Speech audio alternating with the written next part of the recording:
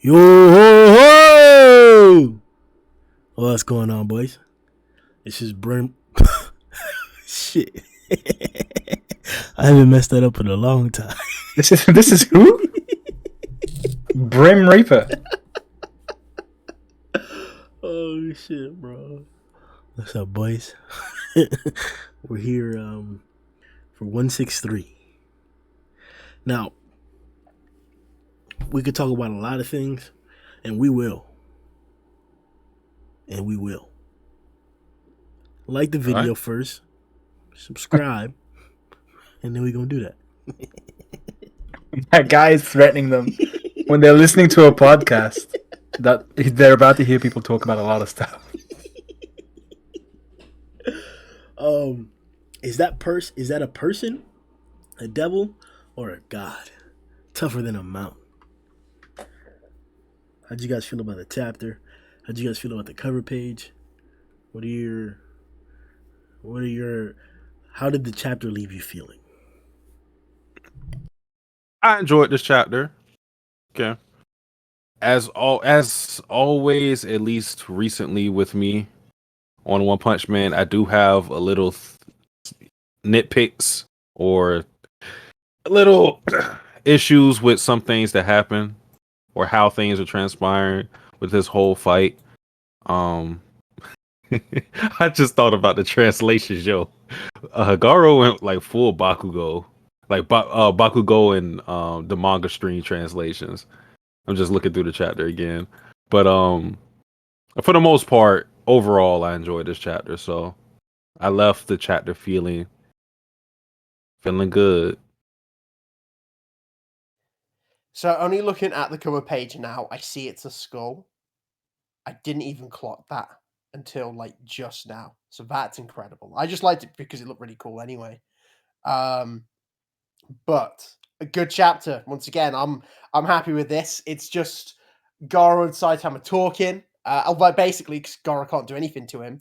Saitama just being a troll, which I miss. This is my favorite stuff for Saitama, where he just talks to people, and he just gets to annoy them, and they can't do anything to him. Great action.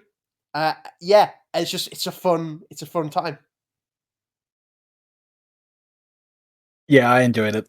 I loved seeing Saitama taking the absolute mick out of Garou and kind of pointing out the fact that, hey, everything you're doing, you're kind of saving the people, not killing the people. So I like that.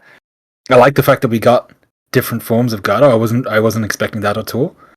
So that was really cool. Cover page was awesome, and yeah, and a lot of the action scenes were really cool as well. So yeah, I think overall a really good chapter. There wasn't really too much that maybe a couple things here and there, but not really much to complain about. All right, so let's hop into it right away. So I did a review, I think, in between the week or the chapter where we didn't do a podcast for it. And I mentioned that whenever Garou punched Saitama when Tadia was right next to him, that punch, even though Garou was much, much stronger than the instance I'm about to mention, isn't as powerful as the clash that Darkshine and Garou had while they were in the corridors underground. I was supporting this by using and mentioning the many instances in which characters don't use their full power or vary the strength of their hits in a variety of situations and scenarios. So, here in this chapter, we get memorabilia where we get a callback to the same feat. I don't recall another instance in the series where any sort of attack pulverized buildings or debris or structures. Besides these two instances here, when Garou performed this, was it a super attack or a great attack? I forgot what the name of it was. It is God Slayer Ascending Attack. No. I mean great power attack. On chapter. Oh. Yeah. Chapter, or excuse me, page 18. The palm strike. Yeah. But when he disintegrates the buildings. Yeah. Oh, yeah, that. Yeah, and then you see the results actually on page 21. So, Garou mentions or says directly, my monstrification is speeding up, and I can tell I'm way stronger than before, but it doesn't feel like I'm catching up to him at all. how much stronger is the Garou that we're seeing right now than, for example, the one who defeated Sage and Platinum? Can you tell? Is there a big contrast here? Is that like a weak point in the fight that it's hard to tell how much stronger Garou's gotten, or is that just going to be the consequence of fighting Saitama? How do you feel about Garou's growth so far? I think it's exactly what you said very last. Because he's fighting Saitama, it's hard to gauge how strong he is or how strong he's grown um, from how we saw him before. The only real thing we can do is compare him to himself in this fight now, because if Saitama is to remain Saitama, like this unmovable object, then we can only gauge how much stronger he's gotten by how much more effective his attacks looked as he progresses. So like his attacks before is just like, okay, yeah, it's kind of like the whole Dragon Ball Z thing, just filling them out. But if he keeps knocking them around a little bit more, you can obviously tell he's gotten stronger. But how much stronger, don't know. Fighting Saitama, hey, you're not really going to get all that information. Yeah, it's difficult to gauge because of Saitama. I mean, like, by the end of this chapter, where he's like saying, "Oh, you've got a little better." Like, Saitama said stuff like that before. So if you remember when Genos fought Sonic and then he starts accelerating, it's like, "Oh, you've got a little better." But in comparison, like to his speeds before, someone like Fubuki couldn't even see what was going on. They were going that fast. She couldn't keep up with them. So, like, even if Saitama goes, "You've got a little better," chances are it's a big leap still. So it's probably safe to say it's still like a big jump from the previous one, but you can't really, like Satsuki said, have a proper gauge because it doesn't necessarily fully matter, like the strength difference, because it matters if we know, like, oh, he can beat this opponent, but we know it doesn't matter as much because he can't really beat Saitama. Yeah, I think I agree with both of them. It's hard to gauge because of Saitama. I think this chapter we saw more of the Godslayer fist, so maybe his usage of that is an indication of either he's getting more desperate or he's able to use those moves now, as opposed to not being able to use them. But I don't think he was incapable of doing it before. I think it's more that he just chose to pull those out now. So yeah, it is hard to understand really whether he's actively, like, has he gotten 2 times stronger, 10 times stronger. There's no way of actively like finding an empirical value for that. But his forms look cool, I suppose. So there is that.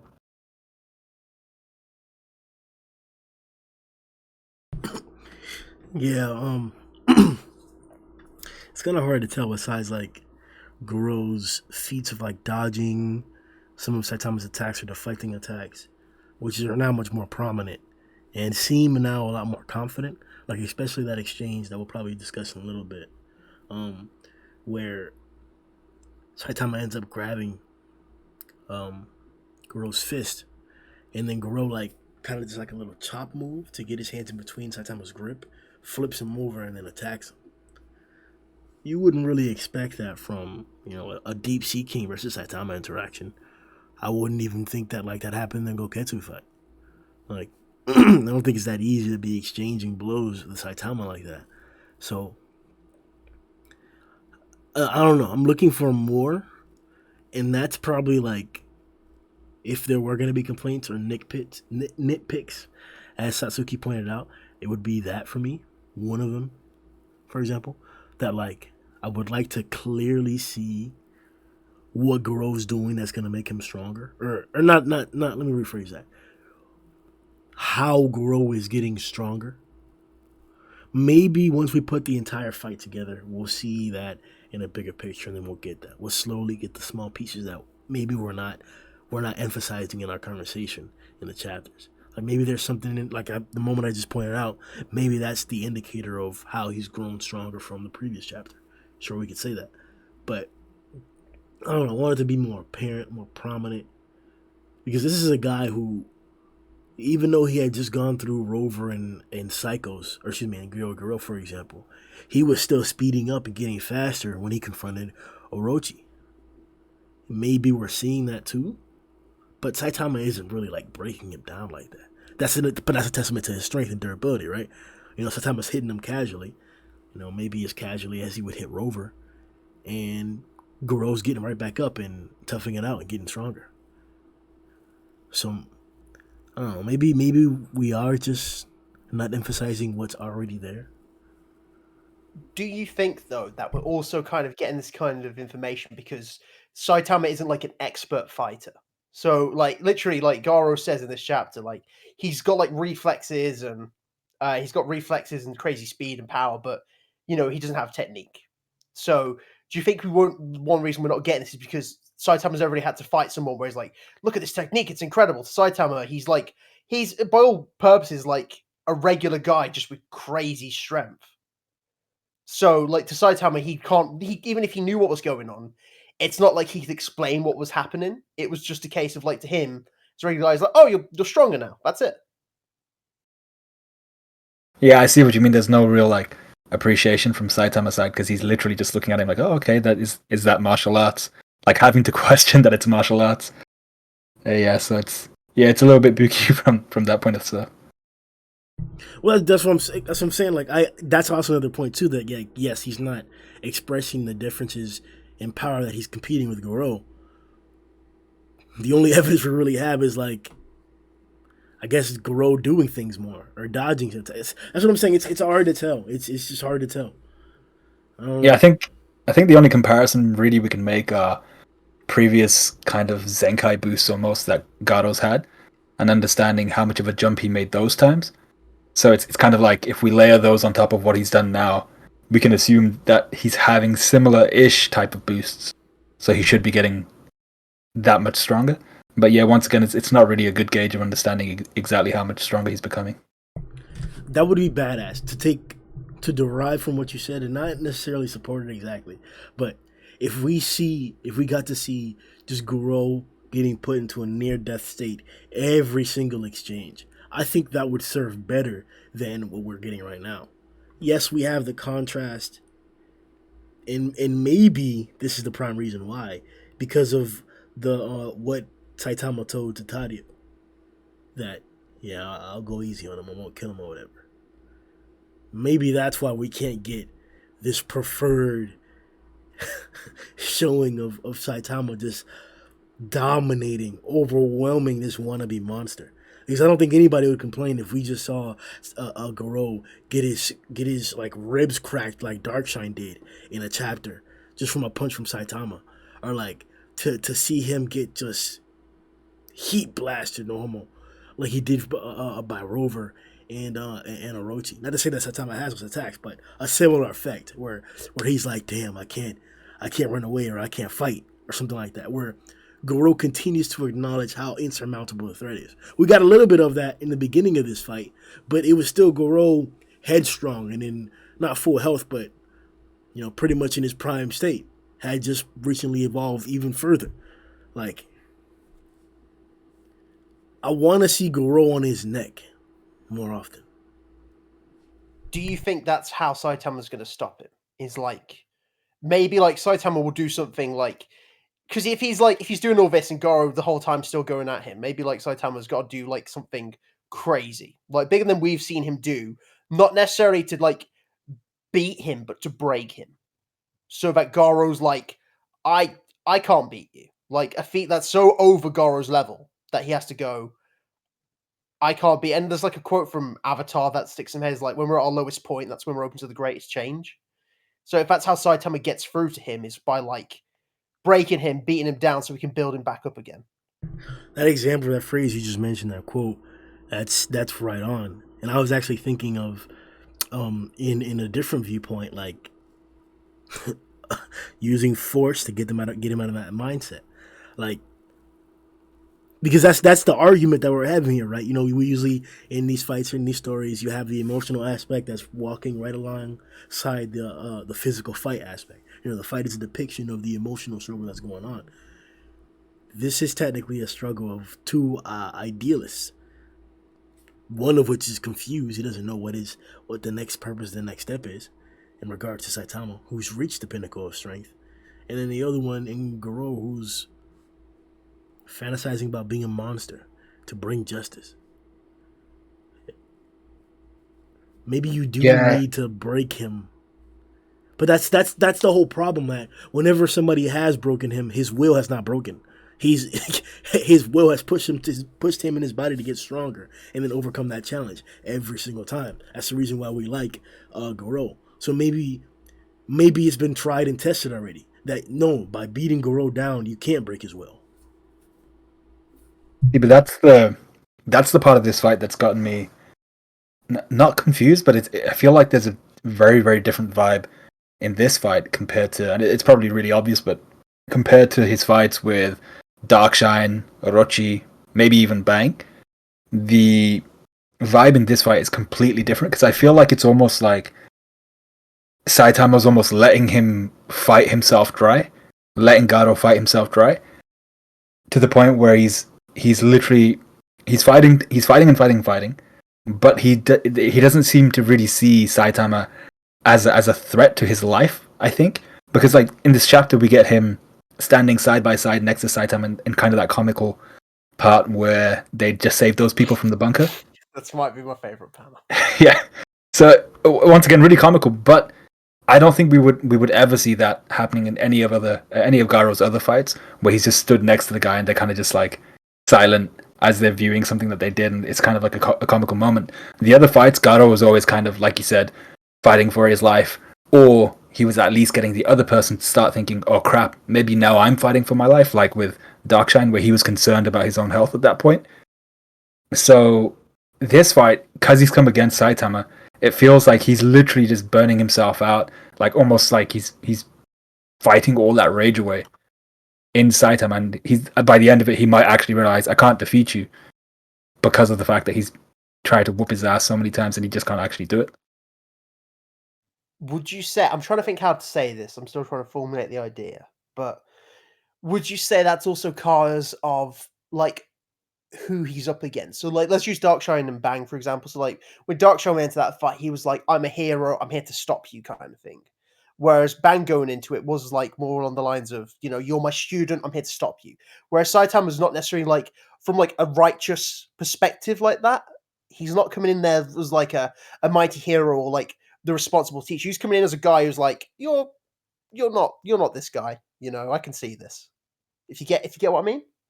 Yeah, I get what you mean, because yeah, it's that's one of the things that's been weird about this. Saitama hasn't come at this from the point of view of being like, you know, the righteous hero, like, hey, you shouldn't be going around doing this. What do you stand for?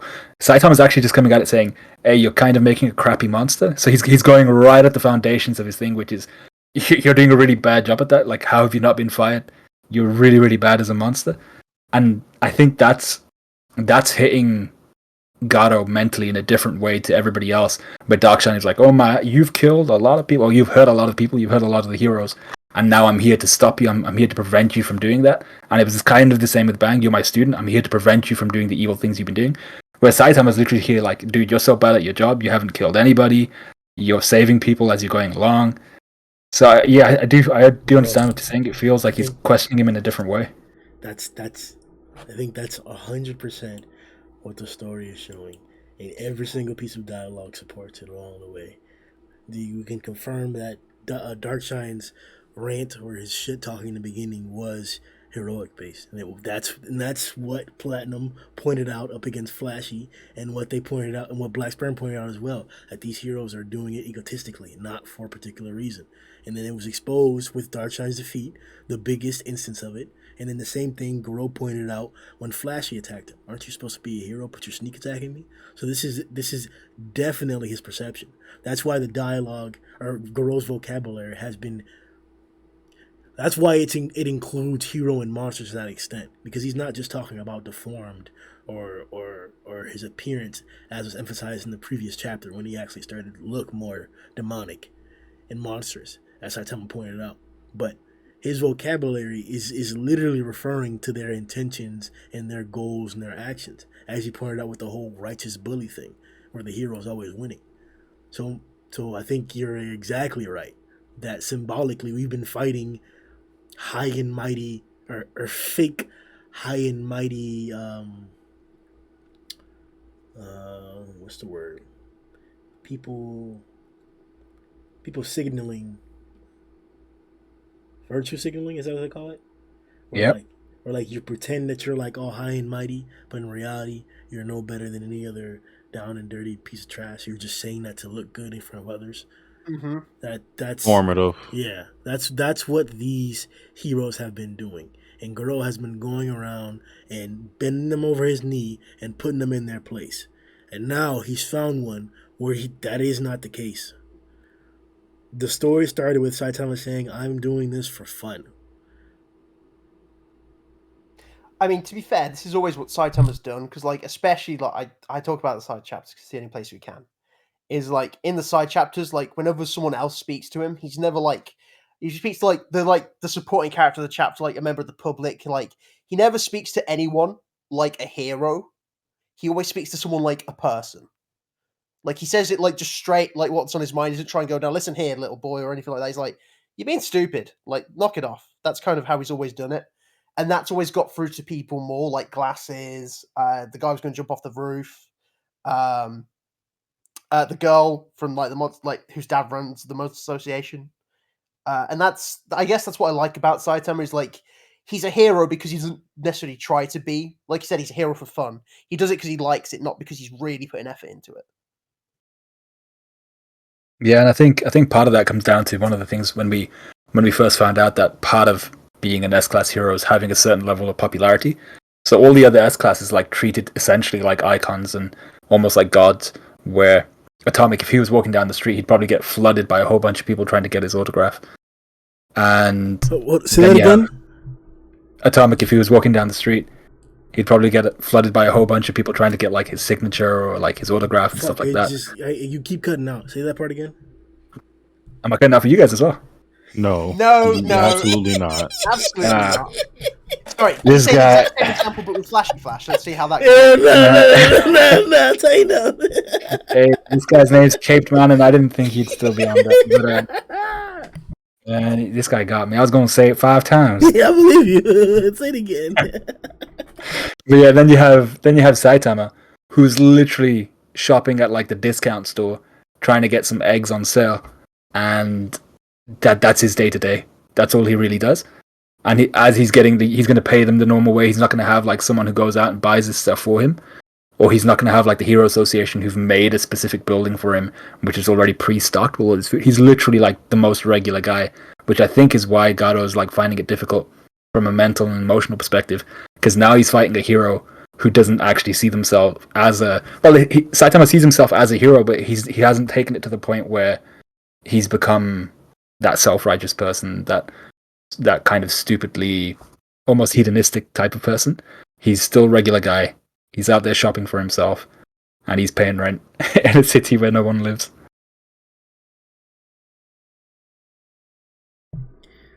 Yeah, that's. I mean, I think that's a pretty good job of explaining the moral dilemma here between Garou and Saitama that they're supposed to represent.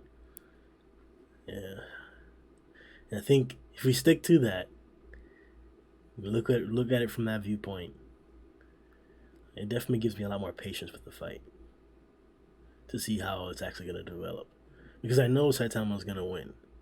What's going to be the result of it, right? Because that's been the whole question in regards to like power scaling in the positioning in the story. Garou should not be left alive after this. Downscaling or decreasing in power doesn't exist here. You only get stronger by getting your ass clapped. So a monstrous Garou after this is not going to be the case. Saitama's around to stop it. Is he just going to run away and will fight another monstrous Garou in another arc? Or is he going to be defeated and then still be around? We can't have a hero this strong. For what? He's just never going to do anything? Okay, but that would blow. I don't want another blast around. Like, the future of Garou is very unclear. But looking at the fight in regards to solving this dilemma that he has, the emotional and moral fight, that's a little bit more... It gives me more patience, as I mentioned.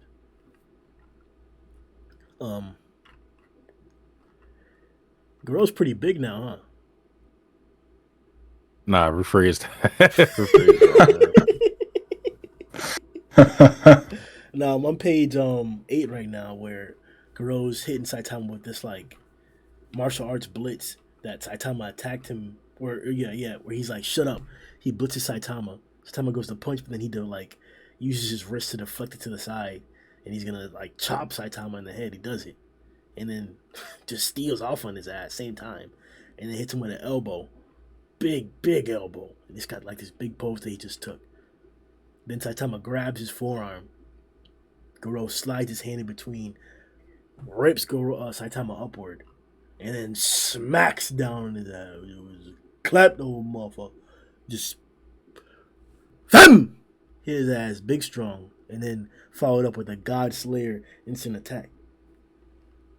It looks pretty big, man. How are you guys feeling about this previous form from the previous chapters and its fighting style? Does this remind you, or is this like reminiscent, or do you imagine that this is how the Goketsu versus Saitama fight went? Obviously, with a much greater degree in difference of power. Like, is this how Goketsu was going after Saitama? Like, how do you feel about the contrast in size, and these named attacks too? Because there's a lot of them. There's quite a few. Garou's actually been naming all kinds of shit.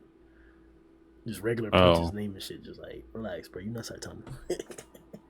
Considering his size, he's still, retaining all the speed and nimbleness. So that's impressive in of itself. Like, to be that size and to pull off the moves that he's doing. I still prefer the more leaner Garou, but I definitely prefer this form over the form that we got later on. But it seems this is emphasizing the look is emphasizing how much power he's able to put in his fist now. So, I mean, yeah, he putting in work. Yeah, I mean, it's a cool. I liked it last time. It looked a bit gruesome. I liked it. Yeah, I mean, in terms of the design, it does feel like a monsterized Garou, really. And like I said, it feels like the last one definitely feels like a monster Garou. I know we're not really talking about that final form. But in terms of the fighting style, like, I guess it's like, in terms of how he's fighting, I can't really say too much because we know very little about the God Slayer. Like, it's very like basic moves from what I'm seeing. What do you mean we know very little? He formulated this up against was it Platinum when he formulated it officially and called it God Slayer? Yeah, but like, what I mean is in terms of what we've seen, like, very few like named attacks before this. So like, if you like, he's got like God Slayer instant attack, God Slayer, like, it's not like they've got like, they don't really have like complicated names, which isn't a bad thing. But like, literally, it's like instant attack, ascending attack, great power attack. Like, maybe that's just because he doesn't need them or he doesn't care about it. But it's. I mean, like, it's fine. I just want to see more of the God Slayer more than anything. I'm definitely liking this martial arts stuff. Go ahead, Sundown. Yeah, I like the martial arts stuff too as well. But yeah, I agree with Matt. And when I was reading through the chapter, I was thinking these named attacks aren't like, they don't sound like a named attack. Like Atomic would be like, oh yeah, setting sun or something like this, and he'd do some. My nigga, the setting sun slash. Oh shit! Yeah. Oh my god, I've set him off. I should just not mention Atomic. Nigga, that shit sound gas, bruh. The setting sun slash, bro. Bro, that sound like Boros would have had his arm chopped off from that, bitch. Oh, damn. Man, that's final attack, that is. But, yeah, so, like, I feel like everybody else, like, Bang, all these other guys, they have, like, really cool-sounding names. Whereas Garou's, I'm not sure if it's translation or if it's genuinely just really, really simple-sounding names, like Instant Attack, Ascending Attack, and then it was, like, Great Power Attack. I'm just like, dude, really great power attack. That's all you could come up with. So yeah, I'm not too fond of the naming, but it sounds like one of those generic key blast attacks in Dragon Ball Z, Tenkaichi 3, when they don't have a super attack for someone, so they just give them a key full barrage. Power energy blast. Oh yeah, They're like, we don't got nothing for you. They did that with like King Vegeta. He was like, we don't got nothing. You get this. Yeah, exactly. So it just sounds very generic. But in terms of his his form, I kind of really like it because he's still super fast. I think I was looking through Twitter and someone compared it to like Frieza's transformation. So how he went from like that wheelchair looking transformation to his big power form where he looks a bit more like King Cooler, is it? And then he kind of gets the Alien 3 looking form, and then the very very kind of slimline form. So yeah, I could kind of see that. And in one of the pages, because what I was hoping for was if we're getting transformations like quick, fast, and in a hurry, I was hoping that Garou would be able to kind of switch between them, almost like Phoenix Man. And at one point, there's that point where he punches Saitama straight in the chest. You know, his ascending attack. So in the version that I read, he punches him in his big beefy form, but then when he kicks him, he's in his slim form. And I'm not sure if you guys saw that as well, or whether it was just the copy I was reading. Yeah, I'm looking I know at what that you're now. talking about. Yeah, page I think- 14. Yeah.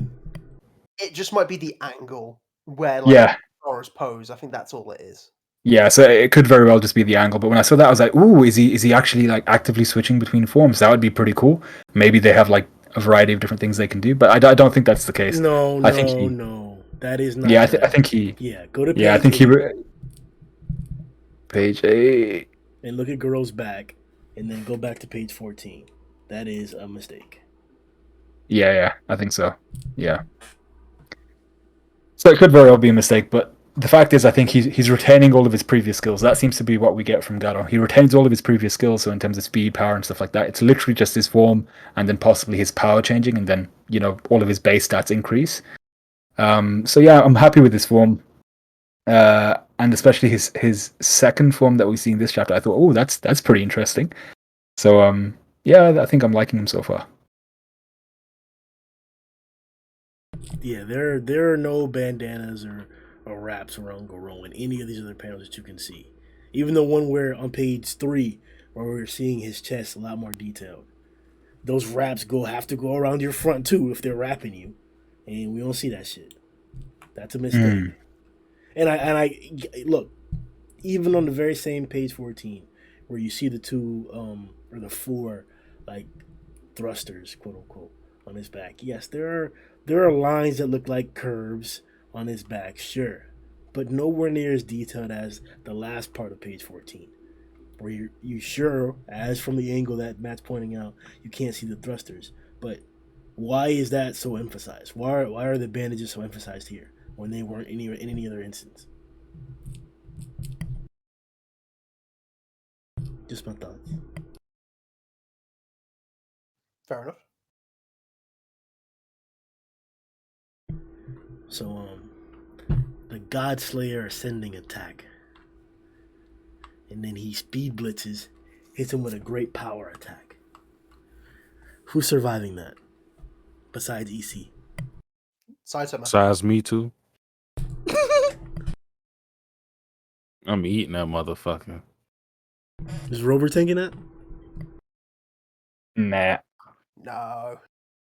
Rover's not tanking that? Here's a question I got for you, Grim, because I was wondering this. So obviously you're a big fan of Boros. How does this current Garou compare to Boros? Bro, the long-awaited question, bro. This has been the topic, bro, of speculation. All right. So nothing that's happened here at all whatsoever resembles the Boros fight, in my opinion. Not even like blitzing half the mountain. Didn't even register, in my opinion. Not a thing. Like, you gotta remember, for me, I have a hard time accepting the viewpoint, not the fact, the viewpoint that people see characters in their different forms as different characters, almost, or damn near. The same Boros who had his armor broken off is the very same Boros who kicked Saitama to the moon. It's very clear in the story of One Punch Man, in my opinion, that at any moment in that fight, Boros could have released his full power to kick Saitama to the moon. He could have done that. So, I'm not going to pretend that because he didn't do it in the beginning of the fight, that because he didn't use this crazy, incredibly exhausting form from the very beginning, that he couldn't do it. He clearly explained why. He's looking for a fight. he's looking for a challenge. So he had Saitama push him to that extent. He even mentioned that he was, oh, hey, man, you should be proud. You pushed me to this point. Nobody's done this. So, like, no, bruh. this is cake. Boros would slap Garou. Would just smack his ass. And no, I'm not implying that every single one of Boros' hits could send somebody to the moon. I clearly understand, as I just mentioned, that he's varying his power and his ability, and that he does have a meteoric burst state, which is exponentially more powerful than what we've seen. I understand that. I understand that some people may think that the current feats that Garou is doing now match or surpass what Boros could do out of that meteoric state. I don't agree with that whatsoever. Whatsoever. At all. And it's even harder to tell or distinguish between that because of the casual, or how casual the Saitama is. Like, he wasn't as nice or wasn't as casual up against Boros. He told him to shut the hell up, I don't want to hear your backstory, and got to work. Broke his armor off one hit, and ain't no thing. But here, not only did he promise a kid to not kill this guy, he's sitting there trying to convince him to relax. He didn't try to convince Boros to relax. He didn't say, hey bro, go back to your planet and just chill, bro. He was like, go back to your planet because I'm about to kill your ass. And then he killed his ass. You know why though, man? Do I have to say it? What's up? Oh man, Is he a racist, bro? Oh, He seen the one eye. He seen the one eye, and that was it. It was up for him at that point. I was gonna say, Grim, you love Boros' shit, you do, mate. Did you forget how he just blitzed the whole city? I think at that point, like, you gotta go, this guy's gotta go. Like, if he's just gonna try and kill a whole country, like, on his entrance, even out to Garou, who actually hasn't, like, killed anyone. Whoa. Why did he say? Why did he say that? He a failure of a monster. Oh, bro, what do you He mean is, he yeah. hasn't killed anyone? He's cosplaying. Are we gonna pretend that? Look, bro, I'm not doing that. All right, you guys can do that if you want. I won't impede you. I'm not doing that. I'm not pretending like lifting the coast to the point where even Saitama's apartment's underwater didn't kill nobody. Niggas died today. Not because of Garou, though. Oh, these niggas pretending, bro. Bro, then Garou smacked Saitama to the... Bro, niggas were calling it... I think it was the first chapter. The first chapter of the fight. Where Garou just sends Saitama to the ground, bro. It was high as hell. That was super high up in the air. And niggas were calling it continental. Oh, bro, Garou just broke the continent on Saitama's head. Be like, oh, stop the presses type shit. Like, are we gonna pretend like that wouldn't kill niggas? Niggas are dead. Oh yeah, no, that would kill people. Because, because of the impact, if there were people there. But I think the whole area was cleared like chapters ago, dude. Oh, yeah, no one died. No one died from that attack. Saitama and Boros Genos died. casually walk back to Saitama's apartment all the time in the abandoned zone. We've seen the perimeter of the abandoned zone, not only in regards to King and Metalbat, that one chapter, but just the proximity that it has to the city. We're going to pretend like lifting the coast and causing tsunamis to the point where his apartment got literally drowned in water isn't going to cause the rest of the city problems. Bro, she literally twisted the base out of the ground, and we saw how far the cracks went. All that's abandoned, though? Stop pretending. Niggas died today. We're not saying people didn't die.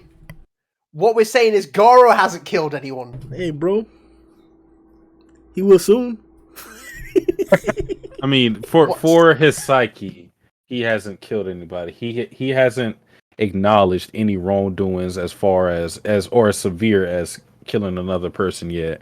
Because even during this fight, he's still not aiming to kill Saitama, because he goes when he does the what is it called? The great power attack. He says some shit like, this is supposed to wreck your internal organs. So he's still not even in that mentality of, yeah, that should kill you. He's just like, no, that should make sure you're not a hero anymore. Look, bro. All I'm saying is that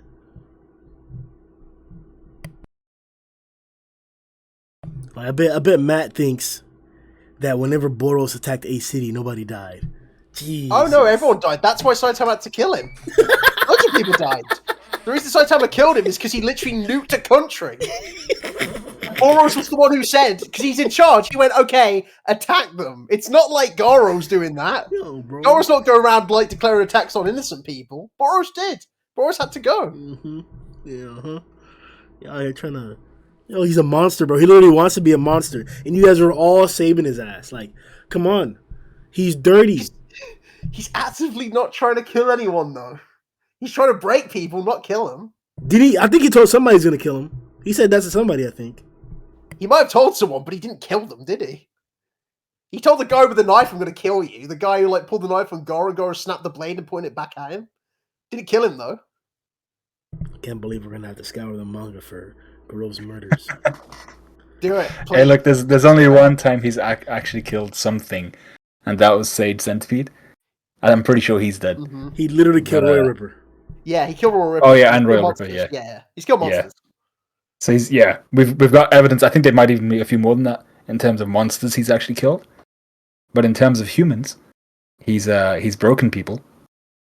And maybe even, I don't even think has he taken a limb? Yeah, he's taken limbs off of people.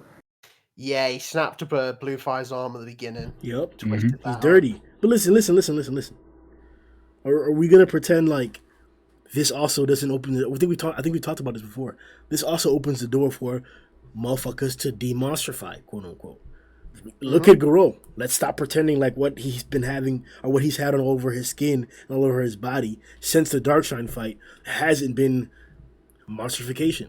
He is turning into a monster. Are we gonna pretend that can be reversed? If yeah.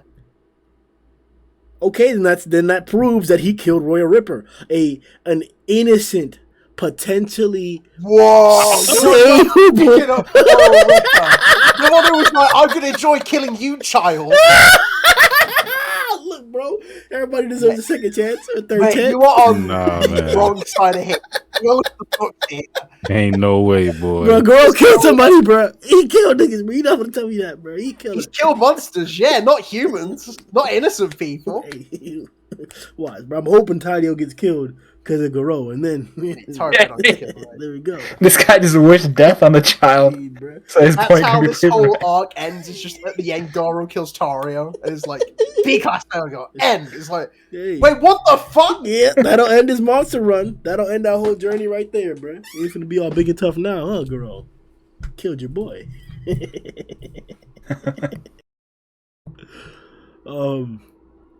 Alright, so we could discuss more things like the big power attack, or the great power attack that we saw. We've already discussed like how ferocious it is. I personally think that maybe somebody like EC would be able to deal with something like that, but that's also like on the low end of speculation. And honestly, I wouldn't even debate it if somebody was like, "Bro, that would just body EC." I'd be like, "All right," and I doubt it, but I'd be like, "All right, whatever." I'm only laughing because once again we're at the EC portion of the podcast. Like, I make a joke, but every week it comes back. EC comes back up in conversation, one way or another. He's back again. I'm just saying, bro. We've seen big boys do all kinds of stuff, and EC will eat it, bro. Normal. We talked about this a little bit, or at least Sundown did in the beginning of the chapter, and I guess we can get our complete thoughts on it, and I guess talk more so or elaborate upon the delivery of it, not just the meaning of it for the story or for the future meaning of it, but yeah, just talk about his delivery as well. So once again, through more of Garou's actions, throughout multiple of Garou's actions in this chapter as displayed, there was a volcanic eruption, and there were some buildings that individuals were trapped inside of or under, and they couldn't get out. And coincidentally, through Garou's attacks of ferociously going after Saitama, he inadvertently assists these individuals in ways that aren't necessarily clear or that aren't necessarily directly attributable to him, but they're basically attributable to him. They're direct consequences of his actions. So, is this the same as Garou hopping on the helicopter and saying to get out of here? or is this kind of grasping at straws? Do you feel that his protecting of people inadvertently is really because of goodwill? Like he would do this if he wasn't like busy, or if he wasn't fighting, or if he didn't have this moral dilemma, he'd be doing something like this?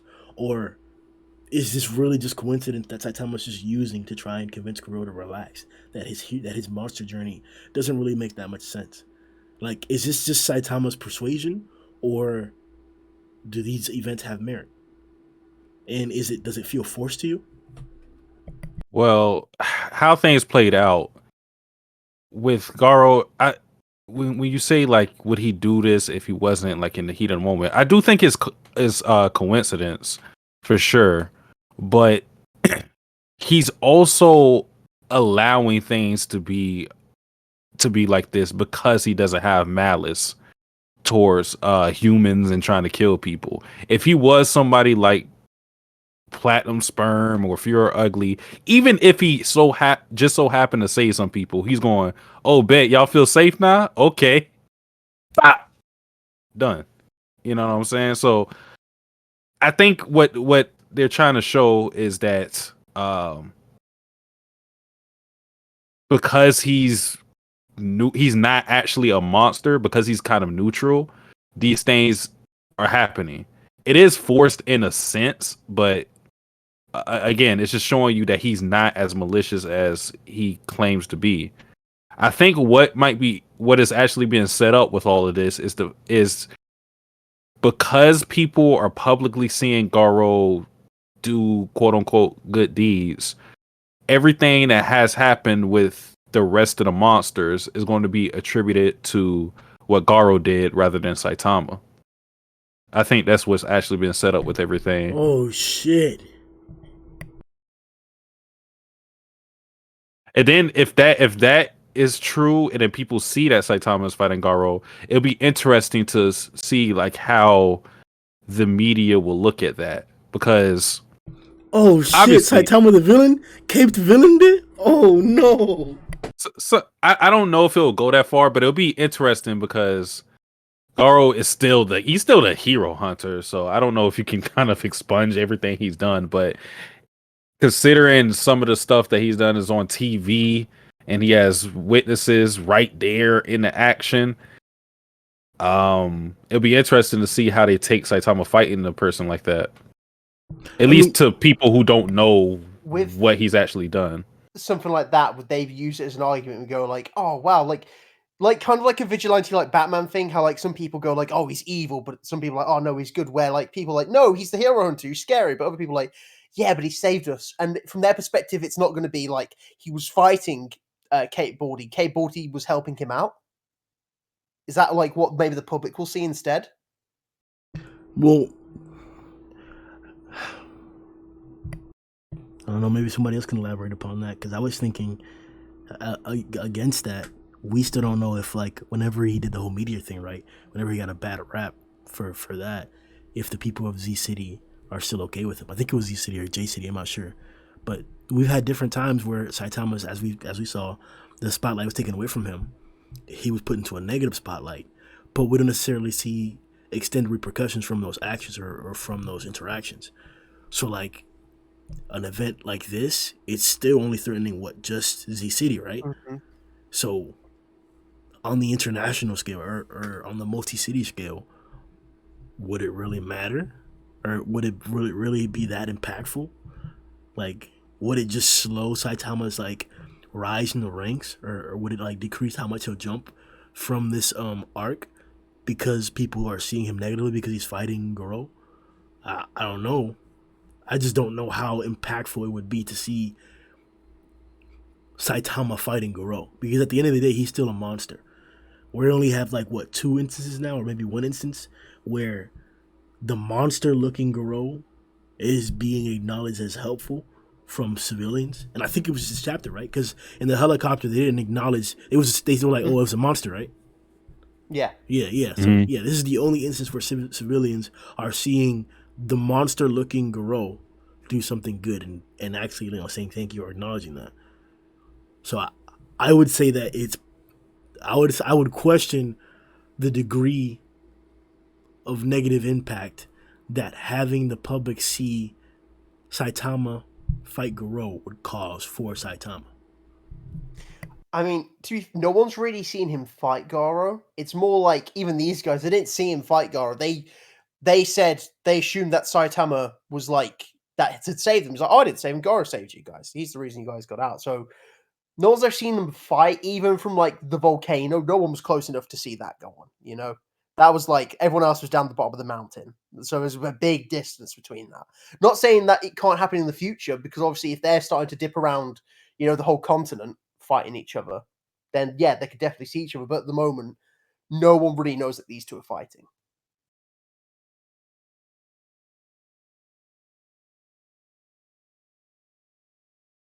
So now, Yeah, so going back to the main point of Garou and the people coming out of the bunker and his lack of maliciousness. I agree with Satsuki in the sense of he doesn't seem to have, if this was Boros, for instance, and somebody had interrupted his fight like the civilians did against Saitama, he would have just absolutely drilled them, absolutely destroyed them while Saitama was there, and Saitama probably would have prevented it, but he would have at least tried, like, oh, you're interrupting my kind of session here. I'm enjoying myself and you're getting in the way, son. So then he would have just cleared them out, killed them, and carried on his way, fighting with Saitama. But we see here that Garou he's not that type of guy who'll just like, a human will come in the way and he'll be like, oh, he'll actually stop and kind of try and program himself back to being like, okay, I'm here to fight Saitama, but not those people. I don't think he's the type of person, so in this situation, I don't think he would have gone out of his way to save them had he known they were trapped beneath the buildings. I don't think he would have gone and saved them. But put in a position where he actually has to actually like make a decision of, I'm going to kill them with my own two hands, I don't think he's going to do that. So that's what we kind of see here. He's not evil to that degree. He's evil enough where it's like, okay, if I have to be, if it's kind of I'm not sure what you'd call it, but if it involves him being inactive, or if he has to make an action and he chooses not to make an action, then he's cool with that. So if he has to just leave them underground, that he's fine with that. But if he has to actually action the kill, he's not going to do that. So he's not going to use his own hands to murder these guys. So that's what I think makes Garou a little bit different. An anticipated topic. Garou, after exchanging blows to Saitama above an erupting volcano, continued to evolve. Saitama teased him about, and I quote, "Man, absolute evil sure is good at saving people," in which he became enraged and continued to go after Saitama even more furiously. He then started to transform into a demonic form. He grew wings or horns, it looks like. More muscly as well, larger veins along his legs. Garou transformed. How do you feel about his appearance? How do you feel about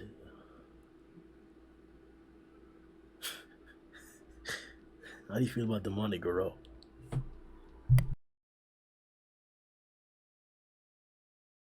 I'm not a fan. I'm gonna keep it a stack. I wasn't fucking with the dragon wings and all this other shit. I ain't gonna cap. It's really just the appearance thing. Like, I understand he does look more monstrous in his form, so I understand the significance of it, but I don't like the look of it.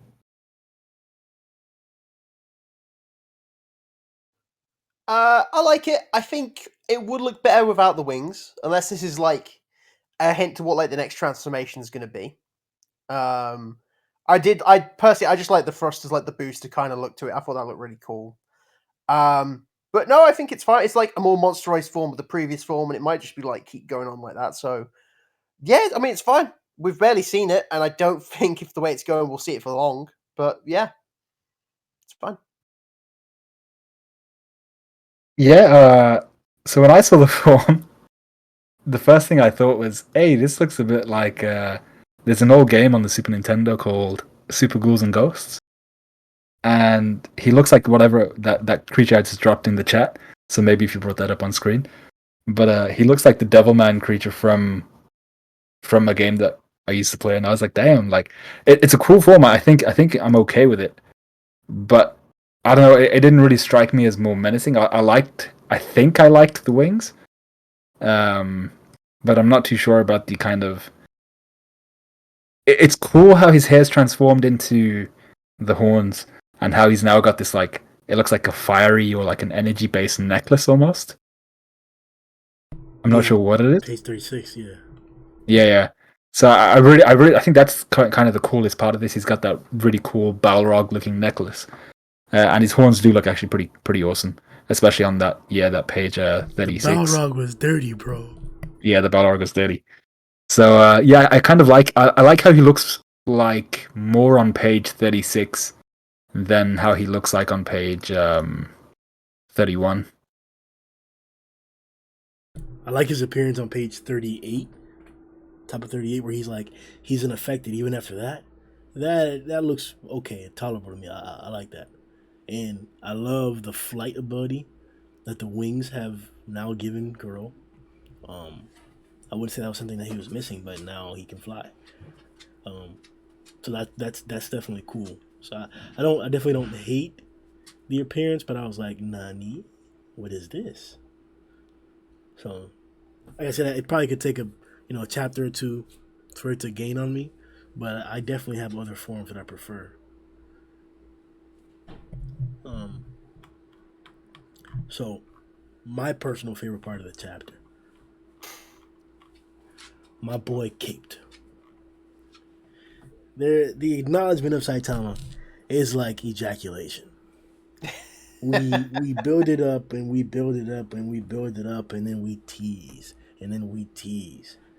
But finally, when it happens, it's so satisfying to have somebody understand just a small grasp of Saitama's power, to really see what we see, what we're privy to all the time. It's spectacular. Like,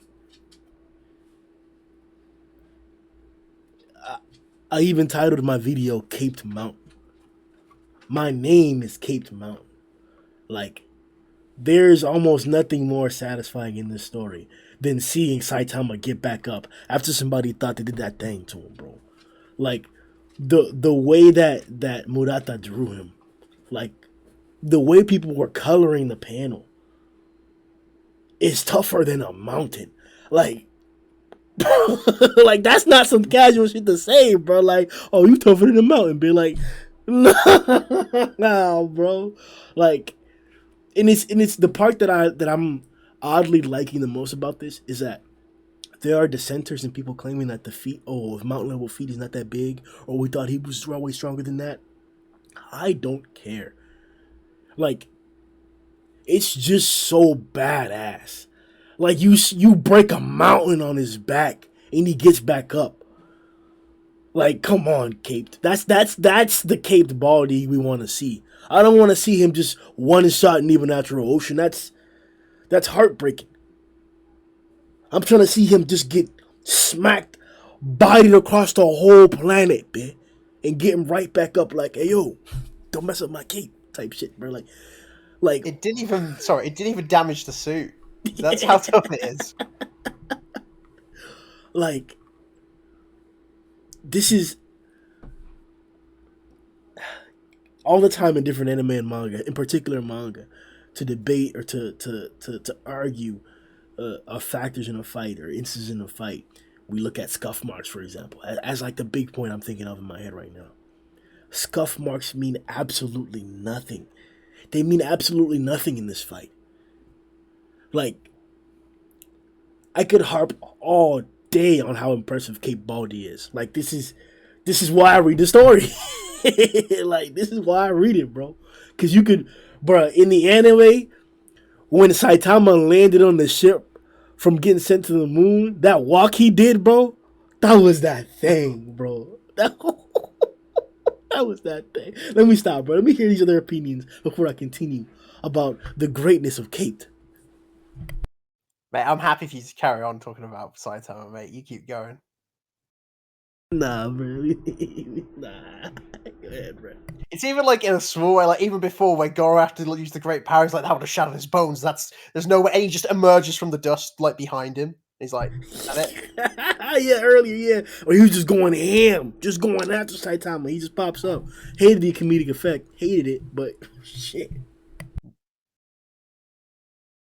It's always cool to see characters like Saitama get these type of moments because the way I look at it, or like the characters I think of in this sense to where for the most part they're looked at as goofy or unassuming to a lot of different characters, but when it gets serious, then it's like, okay, yeah, this is the real side. This is Saitama I know that you ain't privy to.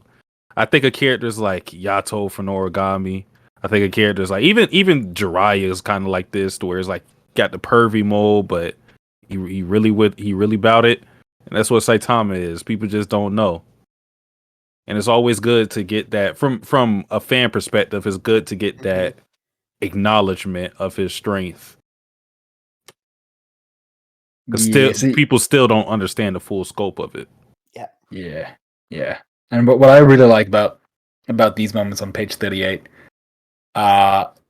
even in this chapter, actually, we got the whole kind of cycle in this chapter where Garou, at first, he's just shocked. He's like, "Oh crap! Like I can't believe he actually survived that." And it's more like, "Did I hit him hard enough? Did I hit him where I should have?" He's probably like questioning his technique, all that type of stuff. And he's like, "No, actually, I hit him perfectly. That's how it should have been." So he's questioning himself and he's questioning the scenario. But what I love about these types of pages on 38 is the intimidation. It feels almost like that's when Garou's like, "Shit, this guy like actually might be that guy. I might not be able to beat him." And that's what I love. I love when the villain realizes. Same with Boros, when the villain realizes, I can't actually do shit. Like there was never any chance, and that's what it feels like this moment is building up to. So like even the moment where he did the great palm, the great power fist thing, he didn't really clock. He's like, okay, he survived. I'm shocked, but here he's like, nah, this dude's like, there's something wrong with this guy. Murata's always been very good with this kind of stuff, where like making it clear who sees Saitama as like what he really is. Like, and you guys said it right here, like. When Boros first saw him, he was like, "This is the guy. This is the strongest guy on the planet." Like, and like as Sundown said here, like literally the moment like he started taking more seriously, Saitama's looking like that to him. But like he's always been very good with drawing Saitama serious by people who take him seriously. In terms of like, I remember when Suiryu, when everyone's got a super fight tournament, like when Suiryu got saved by Saitama, like I think whenever like Bakuzan looked at him, it was still pretty goofy. But when like Suiryu looked at him, like from his back, he was drawn very seriously because that's how Suiryu saw him. He's like, he's the hero.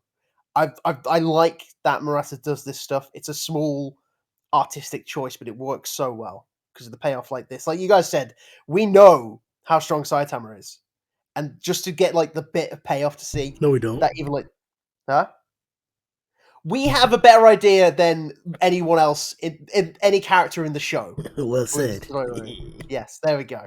We still don't know the limits of Saitama's power, if there are limits, but we know more than most. So to get someone else in on that, it's very satisfying. That Suiryu interaction, bro, that actually hit. That shit hit deep, bro. That shit hit deep. Man, and he like it was just so perfect, like because we wanted a character like him to stay around, and he changes his viewpoint and perspective, and he gets to see how strong Saitama was. He knows he's privy to it now, and he's such a badass looking character. Like it was the perfect way to like ingrain Suiryu as a potential or as for sure now an ongoing and future character and force in the series. Like a Garou versus Suiryu fight would have been that thing. That portion of the story would have been highlighted by Suiryu versus Garou without question. Or the niggas want to claim that Garou was de facto stronger. I don't care. Even if that was the case, I would have loved to see that. And bro, it was just done so well. Him walking away talking about some like a hero. Like that's who came to save Suiryu, the playboy, a hero. Like he called for a hero and a hero showed up. Yes. That's why it was, because this guy who had just put in so much work, bro. One of the cockiest, good looking, normal, strongest motherfuckers out there, bro. She's dang, a curse. Mother lovers out there who had just finished just showing out up against Chose, biting all the rest of the little monsters out there, doing his best up against Goketsu and just getting humiliated. He even broke Bakuzan's toe as he was on his back, like just dying out. And then he starts screaming and crying. Like, it was so emotional, you didn't expect it at all. And then the hero actually comes to save him. Bro. Caped! My boy! Like, I'm telling you, Saitama's that thing. Like, he is the greatest character in this storyline. No matter who gets more attention, no matter who else is developed as well. Like, you don't even need that much. The single chapter where King and Saitama are walking while King's on his bike, Garou blitzes them. And he's telling King, like, hey, man, like, I'm cock diesel as hell, bro. Like, what else is there? And then King's like, you may be the strongest hero, but you're not the best hero. Get him. Like, damn, he got me. Like, I've read so many stories. The best example is Vagabond, where the emphasis is being invincible. What does it really mean? Does it really have value? Does it really have meaning? To be the strongest there is, does it really have power, or does it really have meaning? That's all we fucking do. Dang, again, you got me again. That's what half these shonens are based on. Just getting stronger, more power. Oh, I'm the strongest. And then you read a story where it's like, does it really matter? And then you bring that here too. Like, one. Good job, bro. Good job, bro. Like, I'm so excited to see how Cape is going to improve or evolve. What's going to be next to challenge him? How is this instance a challenge for him? I know we talked about earlier, like, on the moral aspect of a fight, that we're talking about Saitama not being an example of the typical hero, the typical egotistical, signaling, self-righteous, overpowered meathead who's just looking for attention, looking for the W, not even a tough fight, looking for the W only. And Saitama's not that. This is just, I appreciate it. Thank you, one. Good job, Bo. Good shit. I'm sure he'll be appreciative of that. Mm-hmm. We'll leave a comment down below just to, thank him for his little speech. I mean, you guys already gave your piece about how great Caped is, right? I don't need to. He's my favorite character, mate. Like, I could go too long talking about him. Hey, bro, we got time, bro. Go ahead, suck a little Cape dick. Whoa, what? Huh? Oh my God. Graham. It's a normal, bro. Go ahead. Graham, as much like the words you be using, I know damn well you have better words in your vocabulary. No, because the way you be saying this shit, you act like you don't know how to phrase that shit better. No, that Cape sucking, bro. What's up? Let's hear it from him. What's up? This is where Grimm's like, I'm from the Dominican Republic. I know black. No hable anglais. Oh shit! All right. If y'all wanna, put the hype on Cape. Nah, I can't. I can't do more than that. It's just, I think the way what you said is on point. I think Saitama is a very sneakily great character.